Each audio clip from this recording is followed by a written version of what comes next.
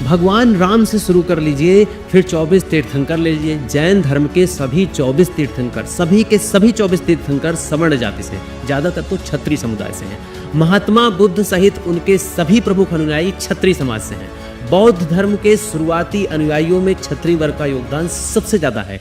Doctor Ambedkar ने बौद्ध धर्म अपनाया, लेकिन उन्होंने भी कभी इस बात का उल्लेख नहीं किया कि सभी सवर्ण जातिवादी नहीं हो सकते और सभी सवर्ण जातिवादी नहीं होते हैं। लगातार उन्होंने भी इसी स्टीरियोटाइप को बनाया कि सभी सवर्ण जातिवादी होते हैं, सभी सवर्ण शोषक होते हैं। क्रोध में इंसान क्या भगवान भी कई बार पूरा सच नहीं देख पाता, और यह बात डॉक्टर भीमराव अंबेडकर पर भी उतनी ही सटीक बैठती है कि वह इतना ज़्यादा क्रोध में थे, इतना ज़्यादा उनके अंदर पूर्वाग्रह भरे हुए थे कि वह ये देख ही नहीं पाए कि सभी सवर्ण जातिवादी नहीं होते हैं। महात्मा गांधी जैसे लोगों ने भी हमेशा उन्हीं का साथ दिया। यह भी सच है कि छत्रपति साहू जी महाराज, महाराणा प्रताप, जसवंत सिंह द्वितीय, राम सिंह कछवाहा, राजा राम मोहन राय, महात्मा गांधी, स्वामी विवेकानंद, स्वामी दयानंद सरस्वती, जवाहरलाल नेहरू, राजेंद्र प्रसाद, अटल बिहारी वाजपेयी, जाने कितने नाम हैं जो इस बात पर लगातार जोर देते हैं कि जातिवाद इस समाज के लिए जहर है, कोढ़ है। लेकिन दलित उत्थान का सारा क्रेडिट सिर्फ दो लोगों के दिया गया, डॉक्टर भीमराव अंबेडकर और ज्योतिबा फुले। ज्योतिबा फुले को भी उतना श्रेय नहीं मिला जितना डॉक्टर भीमराव अंबेडकर को मिला। श्रेय देने के पीछे एक वजह भी है, उन्होंने संवैधानिक और राजनीतिक, कॉन्स्टिट्यूशनल और पॉलिटिकल पावर दिया दलितों को, आदिवासियों को।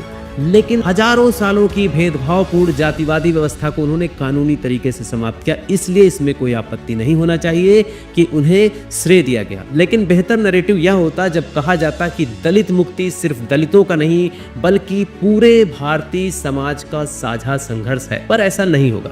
क्यों नहीं होगा? इन ग्रुप वर्सेस आउट ग्रुप बायस। इन ग्रुप मतलब अपनी जाति, अपना धर्म, अपना समुदाय। आउट ग्रुप बाकी जाति, बाकी धर्म, बाकी समुदाय।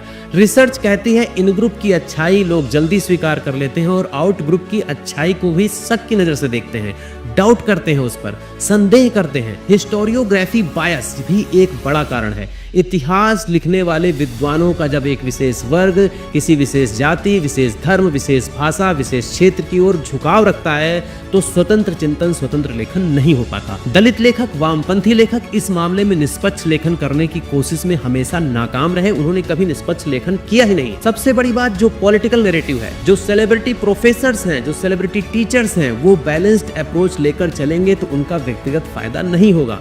समाज में जाति विभाजन बढ़ेगा तो ही उनका फायदा होगा, जाति विभाजन घटेगा तो उनको नुकसान हो सकता है। लेकिन जिन लोगों को आपने सेलिब्रिटी बना रखा है, सच बता रहा हूं, ऐसे लोग जो होते हैं वह सिर्फ अपना फायदा देख रहे हैं।